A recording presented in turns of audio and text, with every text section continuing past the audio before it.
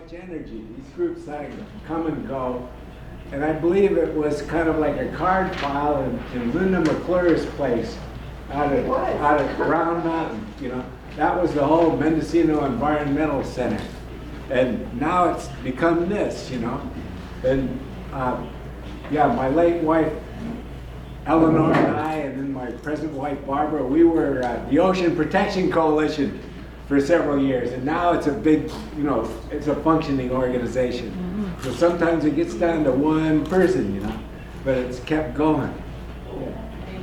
I'm a homegrown Mendocino hippie kid, raised right here. And this place is really special to me. And what it comes down to me, to being here at the Environmental Center, is that Mendocino County is my home, and I hope for it to be the home of my children. It is the home of my children and the home of my grandchildren. And my first priority and the most important thing to me is to protect this county, to make it be a healthy, safe, inclusive, a beautiful place to live, which it is. But as things change and as corporate greed and other negative forces enter in more and more into our lives, we need to defend Mendocino County and defend our home in a good way. So what I wanted to talk to you guys about specifically is all the things that I'm working on, which I will call campaigns, which are also ideas. This past Saturday, I think it was Saturday. Anyway, it wasn't that long ago. My brain's a little fried because I'm a little new to this, but we met in front of the courthouse and we saw 3 individuals off to Standing Rock to go and support the water protectors, indigenous people that are working so hard to protect the Missouri River and their ways of life. And so 3 people from here in Mendocino County went to Standing Rock, and we sent them with supplies from the generous people of Mendocino County and donations. And it was really a beautiful moment and experience. Fred Short from AIM came and we'd had a little prayer, and it was really sweet. And what we did there is we gathered everyone's emails, and we've started organizing a Standing Rock support solidarity group here in Mendocino County that will continue to work to support them as long as they're doing what they're doing. We're meeting again tomorrow at Pomo Campground up by the lake, and we're gonna do some more organizing and also some more praying for those people and praying for the Mother Earth. And so that's one thing that's happening right now that I'm really excited about, and it's new. And because we have the Mendocino Environmental Center here, we're able to offer that as a base. So I was able to stand up and say to these people, you know, come, we're here, we support you, you know, let's work together. So that's really the benefit of having this place here as a space, but also as a spark, as an opening for our community to organize for things that we really care about. That's my goal, that's my hope for this place.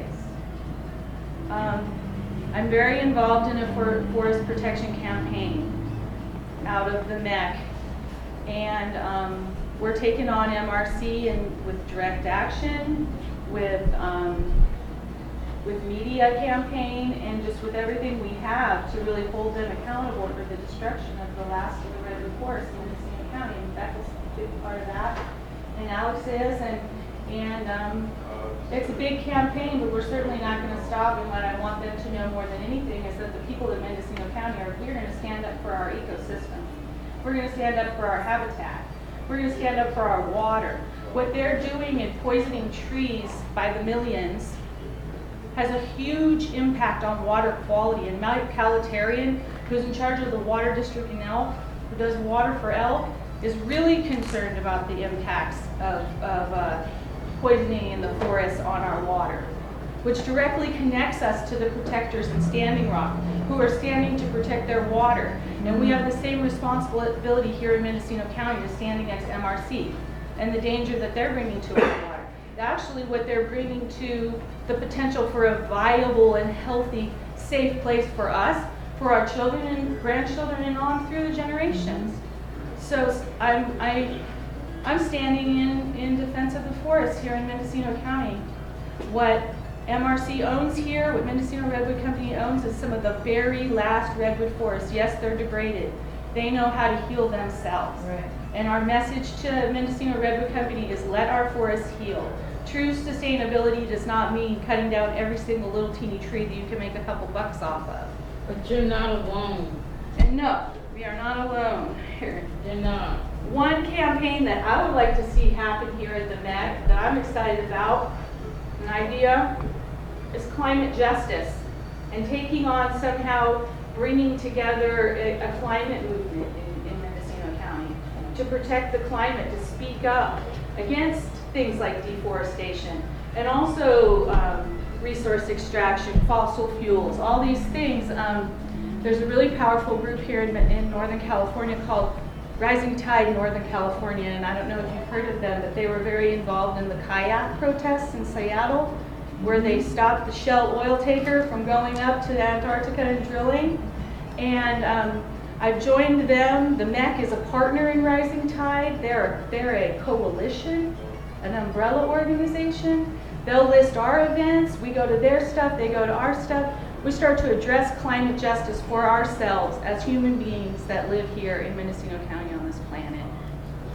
That's my hope. That's my hope for this place, that it brings us together in that way. I don't know if you guys know, but the city of Ukiah is using a lot of poisons in the parks of Ukiah. They're spraying herbicides, they're spraying pesticides, they're doing lawn care in a very unsustainable way. And we've spoken to the mayor, Steve Scalmanini, and he wants to do something about it. We need more energy. We need people to come and say, yeah, I want the herbicides and pesticides out of the parks in Ukiah. I don't want that to be happening. I don't want my children to be poisoned when they go there to play, or my friends' children, or whatever. We just need a little organization, and we just need a little opening. So that's another thing. Another thing in terms of the radio station we're starting up is we're gonna finally opening up youth radio. The Ukiah High School Journalism Club is gonna have a show. So I am excited about youth radio, and one thing I wanted to say to all of you is if you know any kids that want to do a show, we want to have a weekly youth radio show. Ukiah High School Journalism Club is going to take a week. If we had another group of kids, you know, whoever they are, it would be really nice to have kids. So that's why I threw the kids in here, because youth radio is extremely important. And that's on Sundays? Yeah, I'm letting the Ukiah High School Journalism Club, we're working out the time we're going to do it. And then we're going to set that as the time so other groups of kids that come in to do a radio show would have to do it at the same time, you know. But I'm letting them because they contacted me and they're excited and they're exciting young people. That would be so great to have young Rotarians. Yeah. Young people are our future, obviously, you know, so. And if I may, Laura, real quick, that's a perfect example of something gets floated. Yes, we can see if we make a connection, a connections meeting. That's where the membership and volunteers comes in because they know they are the community too. So thank you.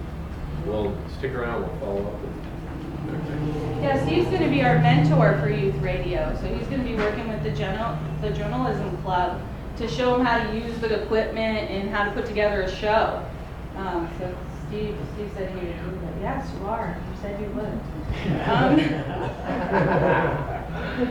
We've got See, copies. that's all it takes. I'm sorry. We have copies of the MEC notes.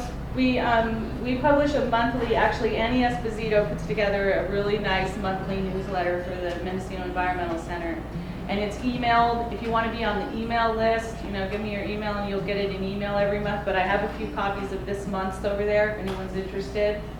And she covers environmental news and the, what's happening in terms of protest. And, you know, it's a good thing to take a look at. And you can find out a lot about what we're doing here from there because Annie and I work on that together. And if you don't currently get them, if you let us know, we'll put you on the email list. Yeah.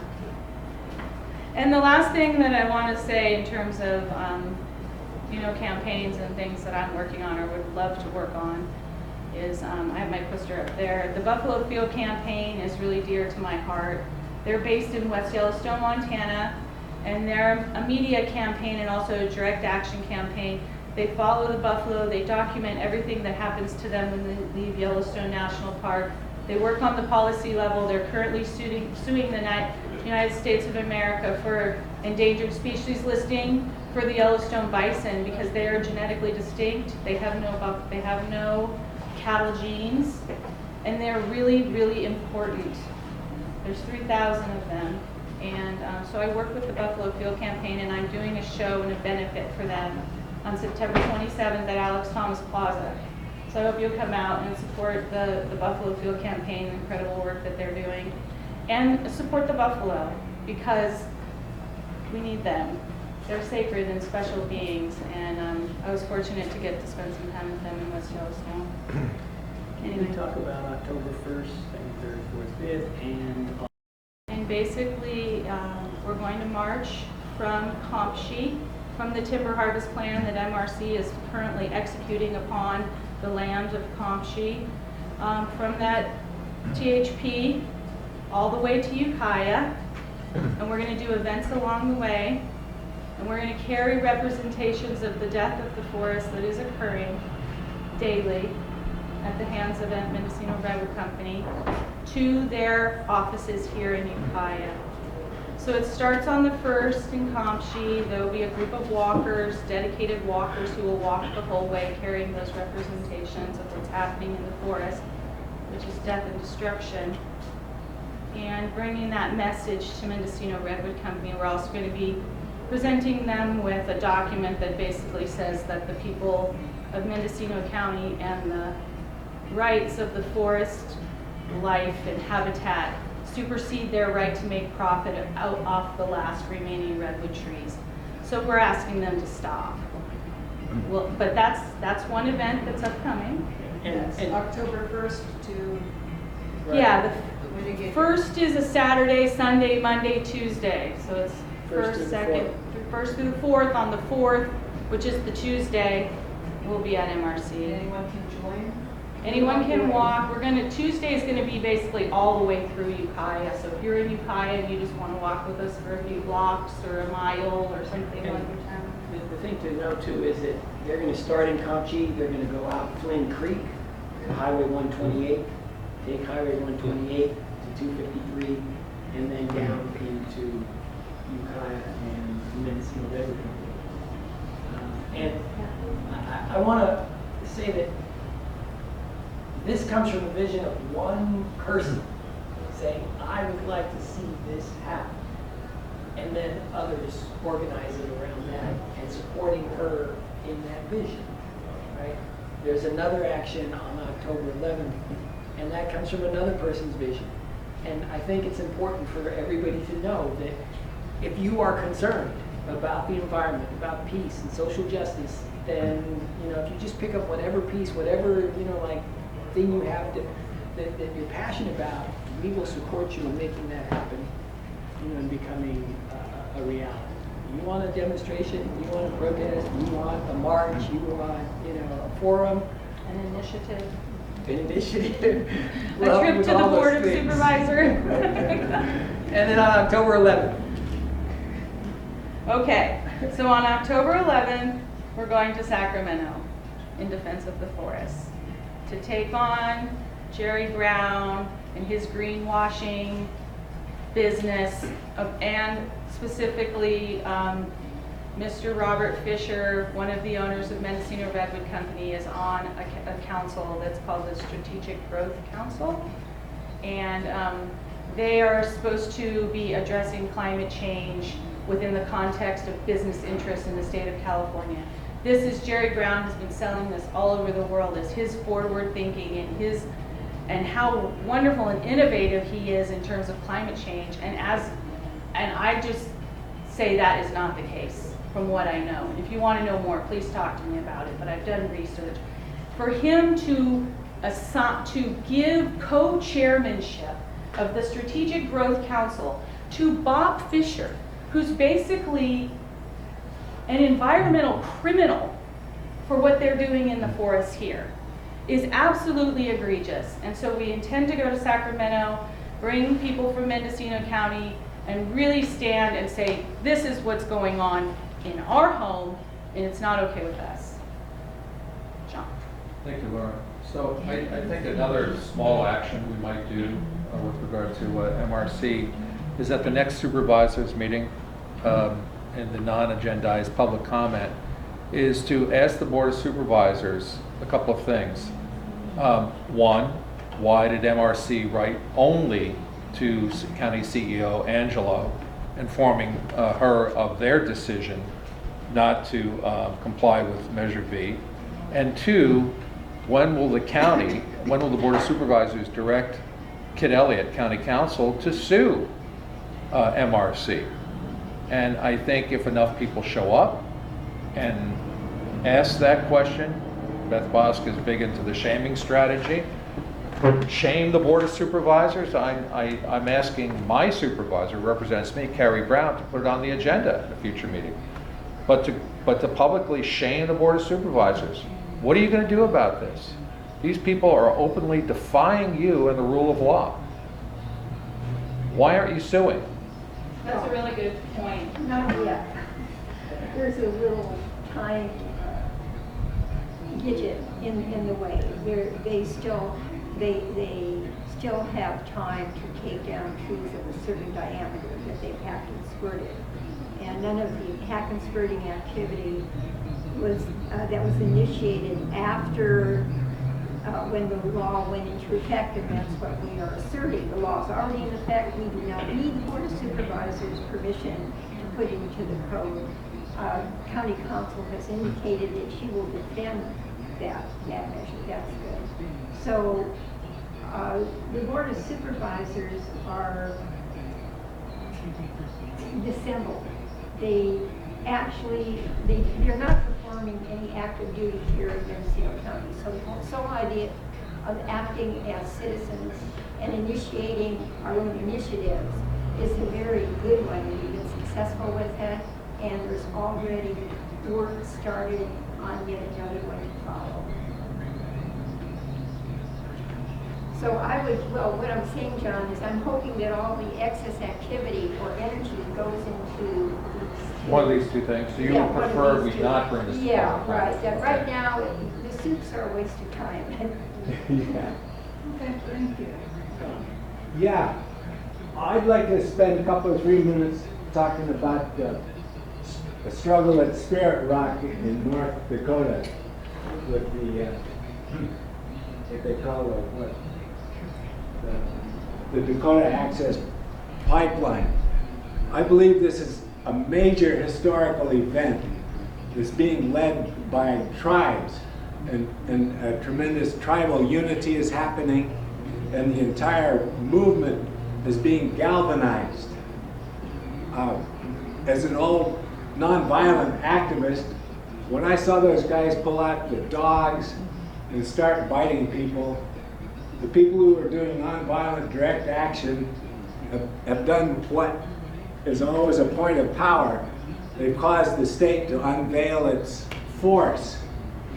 And I thought in this case, it's actually a private company doing this, running a pipeline across several states and being challenged using eminent domain, even though it's a private company with no public benefit.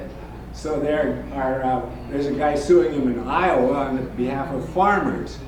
But in our case, I think this is our chance to really be of service to tribal people, defer to tribal leadership, and do something I saw done several years ago by Annie Esposito and the Veterans for Peace with Cindy Sheehan. This is how it went. Cindy Sheehan was in a bus at Bush's place, and they knocked her into a ditch. They came to that point where they started pushing people around. There was somebody on that bus who was able to communicate. Govinda Dalton is now back at Spirit Rock. He can perform this deed. We need somebody here at this radio station regularly receiving messages from Govinda and constantly broadcasting these around.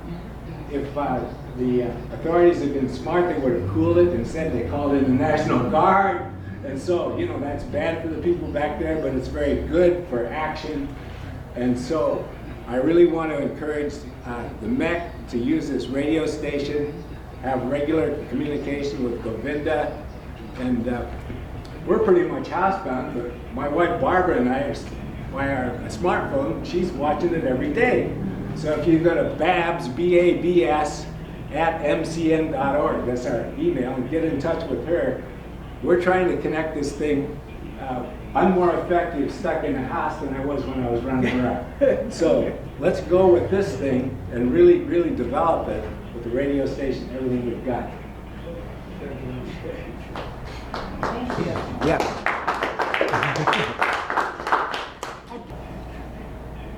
We're at that point where we no longer can depend on governments, across the face of the globe to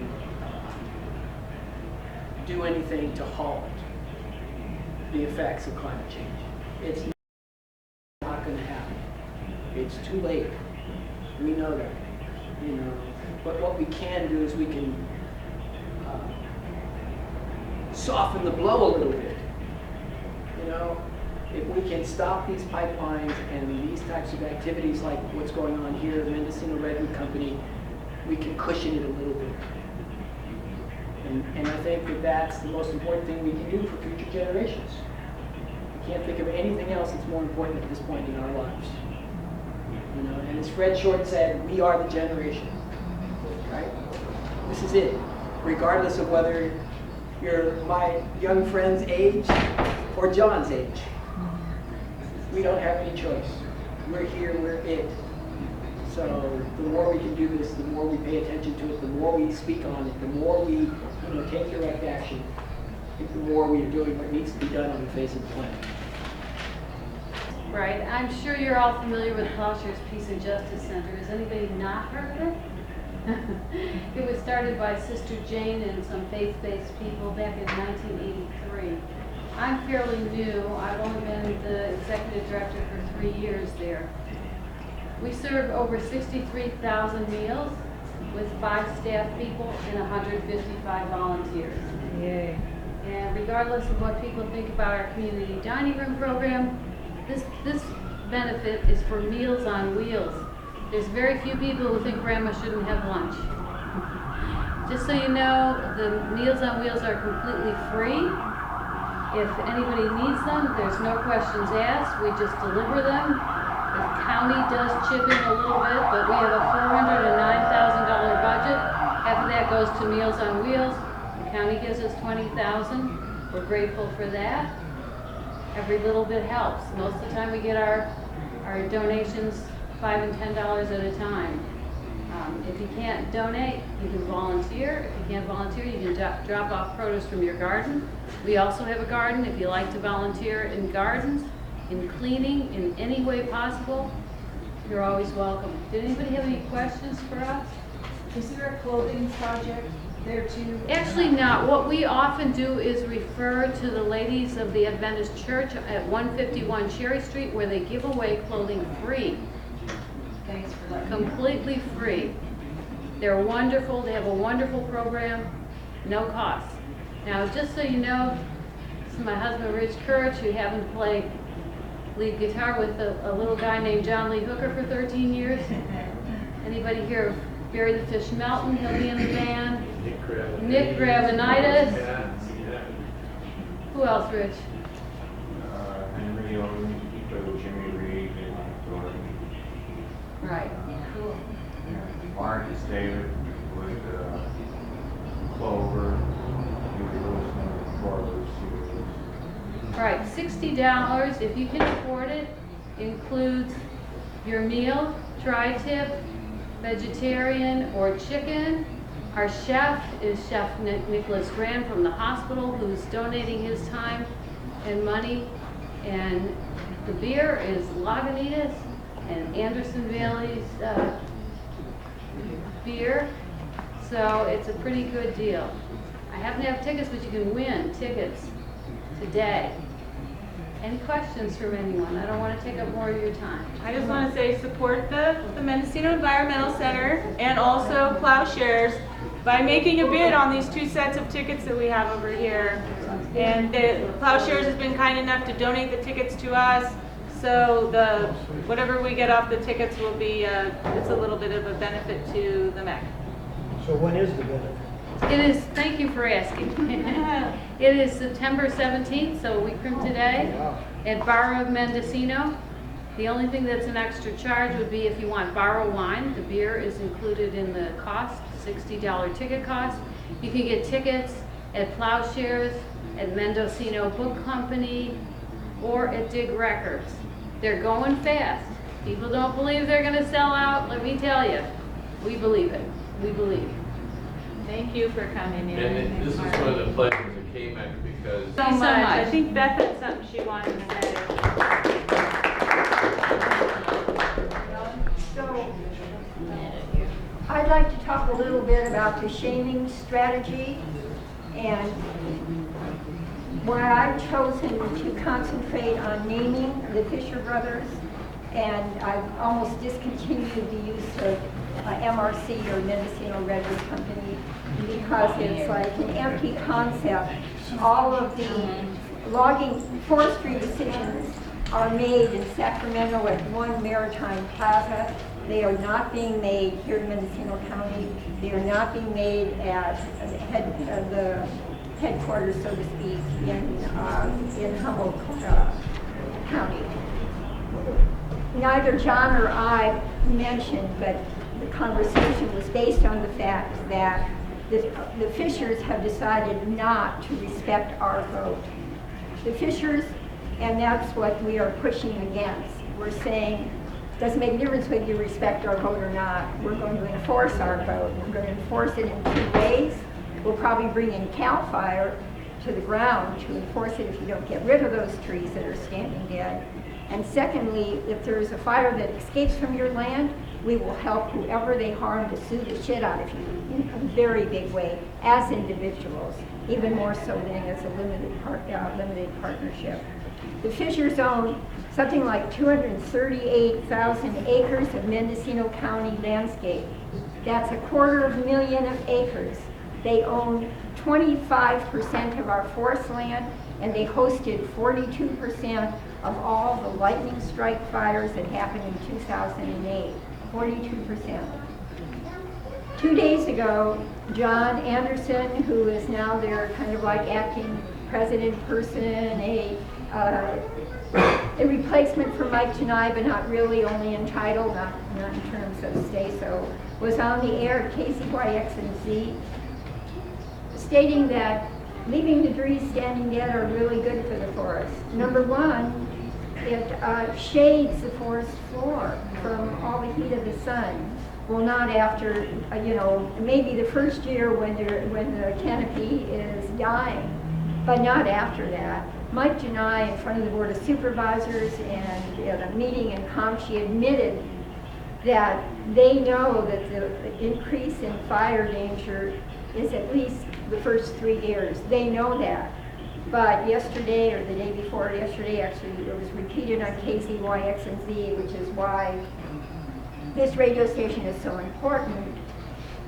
John was saying the opposite, that not only was there no fire danger, but their procedure protects the forest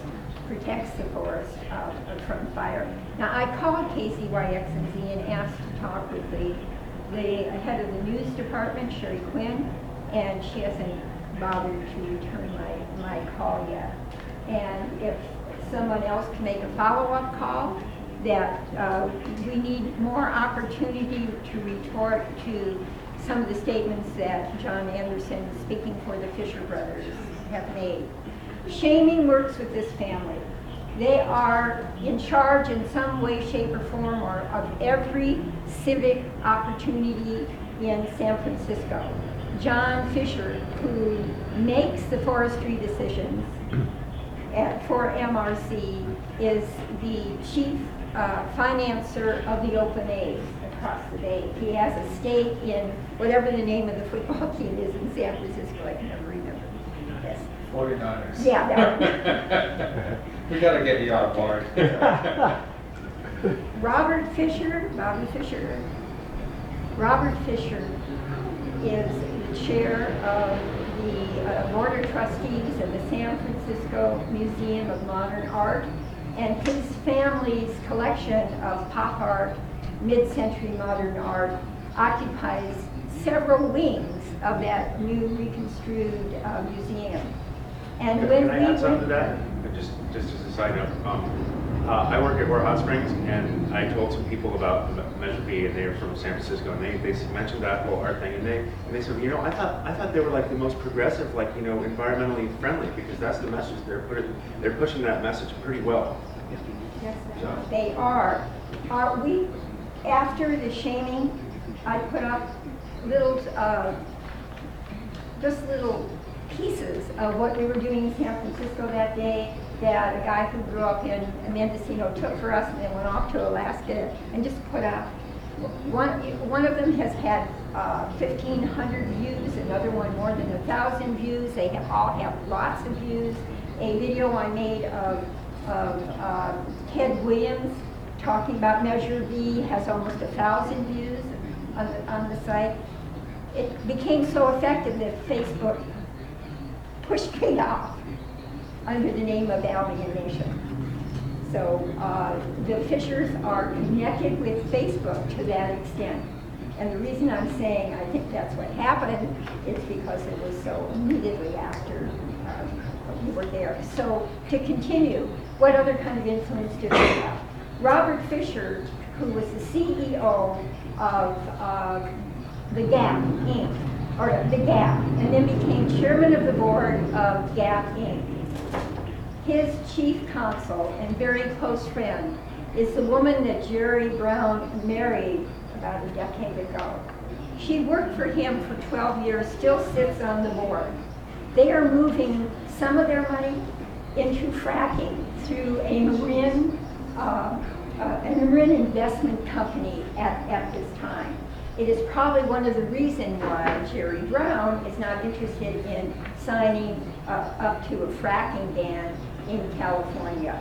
He's connected to Gap money. Mrs. Jerry Brown still sits on that board, has been one of its executive officers.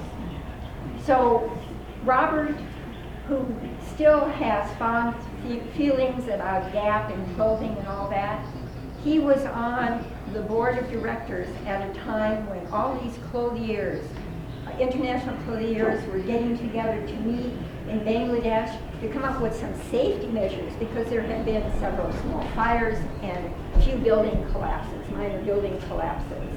And they all agreed, they were all agreeing, and one of the things they were agreeing on, two of the things was, they'd all kick in up to $500,000 a year to help the manufacturers put in firewalls, other safety devices. And they walked out, their representative, Robert Fisher's representative that day, walked out of this meeting, and when he was asked by a journalist in the corridors, asked, why are you walking out of this? Because the word was it was so close, he says, we don't want to spend any more money on safety, and if we sign up to this accord, it will bring us closer to liability in the United States that we don't have. That's what we're faced with. Safety here, because they have created this horrible, horrible fire hazard, and liability, which they erased totally in 2012 with AB 1492, which took away liability for escape fires from timber companies. That was just in 2012, 4 years after the lightning strike fires. What our measure did was reintroduce the notion of liability to their lives. That's what it did, and that's why they are fighting so hard to diss Measure B and get rid of it and put pressure on the Board of Supervisors and eventually scare them any way they can. One more Fisher brother. First, one more Fisher connection. We are connected to the Willits bypass, those of us who put most of our energy into forest defense. When Caltrans ran out of filter, they immediately went to the Fisher brothers and said, could we have a slice of your mountainside? You know, we'll take some of that only slightly contaminated filter. because we needed to fill the wetlands, our wetlands on the north side of the bypass. And this was, of course, after the aqueduct had collapsed. Caltrans had hired a remnant of one of the Nazi corporations that was manufacturing armaments during the Second World War. They are now doing bypasses for California. They snuck it through. They snuck permission.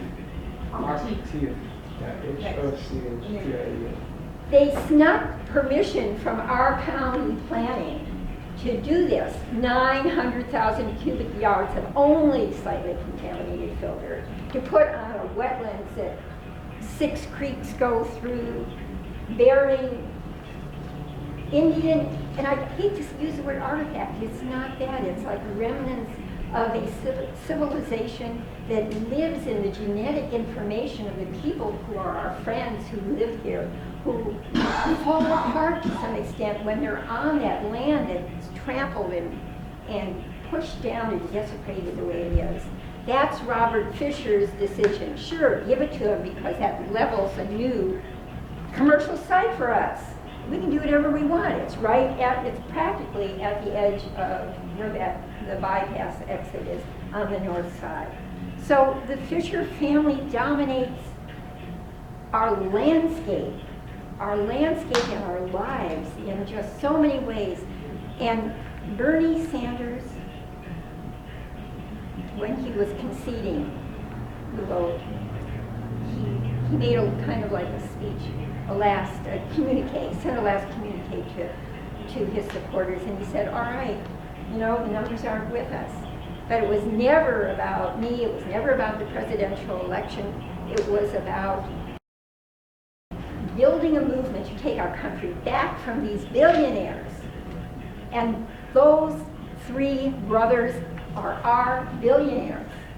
And that's why I want to continue for us to point a finger at them, always, and no matter what we do, so that people here in our county are not, don't go for the camouflage that there's a separate MRC stuff who are making intelligent forestry decisions. No, 3 clothiers are making those decisions.